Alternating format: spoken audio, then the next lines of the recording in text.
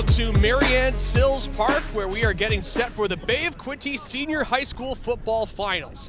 Zach McGibbon alongside me, Dan Maloney, in a cold and windy day here at the football field, but we're excited to be calling the action here, as it is going to be the Centennial Chargers taking on the Eastside Ravens here in this high school final.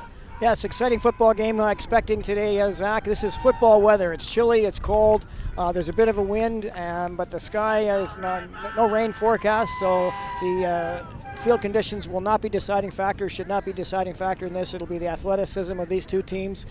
Centennial, kind of a perennial powerhouse here, but I think that the Eastside Ravens should be giving them all they can handle today as two well-coached teams stacking up today, so we'll see how the results are after 4 quarters of football. Yeah, you always have to take into account the weather conditions here. I imagine with a lot of these players, we saw it in the junior game, they like to go a little bit ground and pound. You want to try and wear them down with the cold weather that's going there. I imagine it's going to be something similar here for this football game this afternoon. Yeah, as we're getting ready for the kickoff, it's Centennial kicking it off with the wind at their back to start out, and we're going to be underway. The kickoff is underway here at Mary-Anne Sills Park. It is the Bay of Quinte Senior High School Football Final, and the ball will be taken by the Ravens, looking to try and find a hole, and the Chargers are able to break through on that one and get the tackle, as the Eastside Ravens will go out on the field for their first offensive drive of this football game. Well, with the wind at their back, the Centennial was able to kick it deep, and they're hoping to pin Eastside deep in their own zone. So it gives them a little bit of breathing space in their own zone. So they're scrimmaging and emptying the backfield again. Going downfield, and it's going to be caught. Going to be caught by the Centennial Chargers going down the sideline. Will it be enough? It will be. Jaden Jeans that's able to get the catch and score for Centennial. And it's going to be a touchdown. Wait a minute here. It's going to be close, looking to try and get that TD score. He's going to hand it off, and it is enough for a touchdown. The Eastside Ravens get on the board, and they are now down within 2. We'll see if they go for the 2 points. What a big play for Eastside, as they were able to recover that fumble pump, the second one that Centennial has been guilty of, and they were just able to power their way in on this stacked front line, and the first man with the ball marched it in.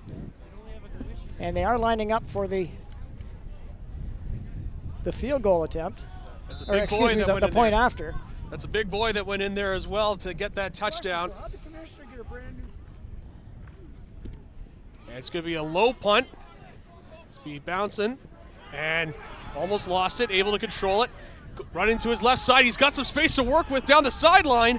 Makes a move inside and is able to get in for a touchdown. There's no way. That's Max Wolflack that's been able to get that punt and run it in for the touchdown. Found some space and was able to make the right cuts. And now it's 14-7 here for the Chargers. Yeah, Pinchuk not able to get much into that kick, as it was the wind blowing across the field. It did bounce in front of Fenchuk, but he was able to corral it with not too much pressure on him. And he was able to weave his way and find his way into the end zone. So that makes it 14-7 now. And Centennial setting up for the extra point attempt.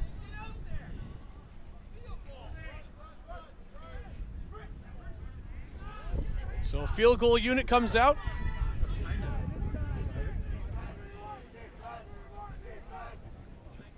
Gallagher looking. Throws it. He's got a man open in the middle, and it's going to be caught and brought up field. And that's a touchdown.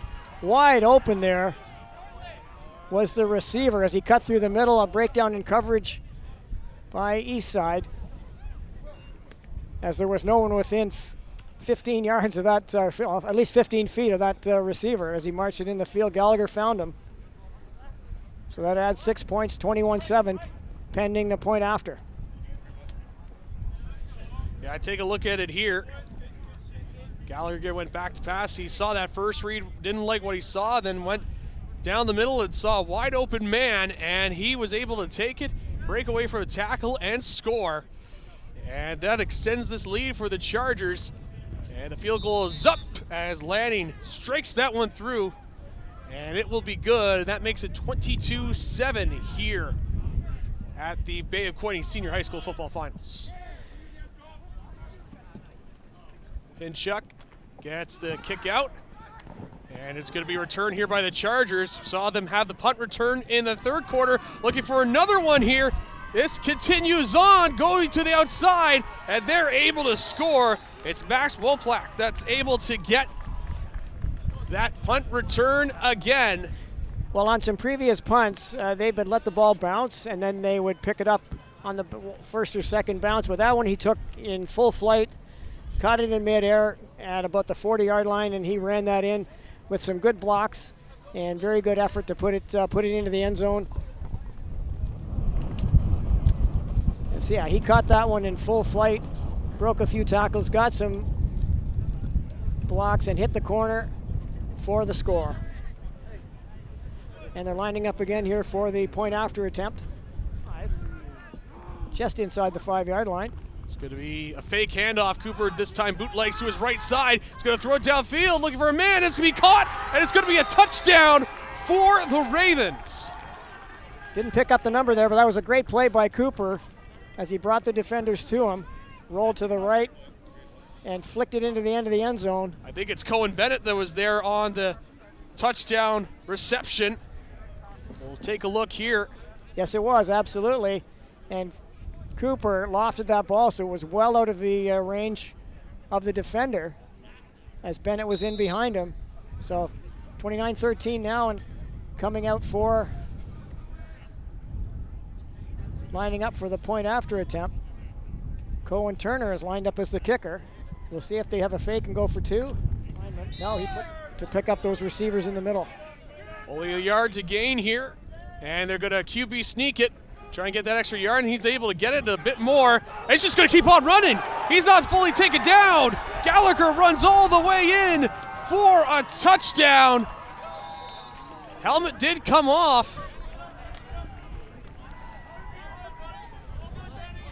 That was a 60-yard run. It was 3rd and 1, and he rumbled all the way. There was a big scrum of players there. Other bodies were flying. I like to see the replay on that. And Gallagher came out the other end and just kept his legs moving. He was never down. He just kept going.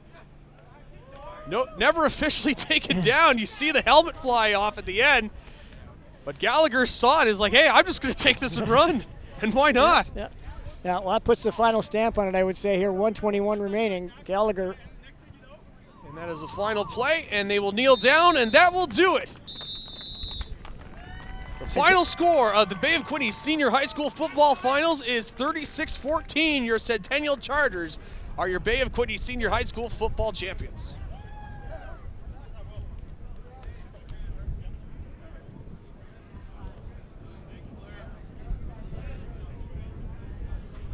You see the players coming out onto the field at the end of that play. The trophy's starting to be brought onto the field. And the sun's starting to break through the clouds here, Zach, as the... better late than never, I guess, when it comes to the sun coming through. But it has been that kind of afternoon. A lot of cold weather, a lot of windy weather. But it is the football weather that we had been looking forward to when it came to these high school football finals, whether it be in the junior finals earlier or the senior finals right here. Centennial coming away with both divisions there, yes, both the juniors and the seniors. Before we start to wrap up here, Dan, just some final parting thoughts on what you saw here this afternoon is in the case of the senior finals, and if in case you want to mention anything on the juniors as well. Well, it was an entertaining football game for fans on both sides. Certainly in the first half, at the end of the first half, it was 8-7, and Centennial had all they could handle from those Eastside Ravens. A rather sloppy first half. There was, as I mentioned, there was a number of interceptions, a number of fumbles, misplayed punts. There was a couple of big plays that could have gone either way, and a bounce here or there, and it might have had a different result after that first half. But certainly in the third quarter, the Centennial Chargers they forced their will on the East Side Ravens, and you can see how well coached and disciplined and how deep their their program here is at Centennial, scoring a couple touchdowns to extend the lead, and then they extended that even further in the fourth quarter to come out on top.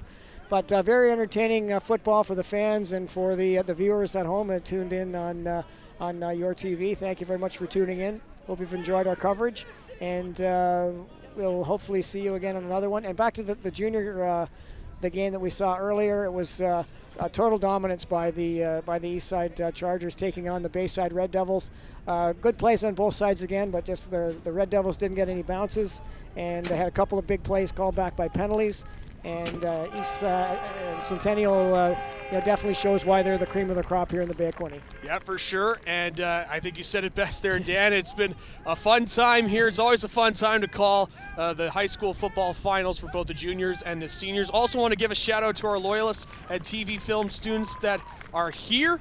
Out there to help taking part, whether it be on the cameras or in the truck, doing a tremendous job getting all the angles and the action here for the Bay of Quinte football finals, but also for our Your TV Quinte volunteer staff and for Dan Maloney. I'm Zach McGibbon. Thank you everybody for tuning in. We'll see you at the next one.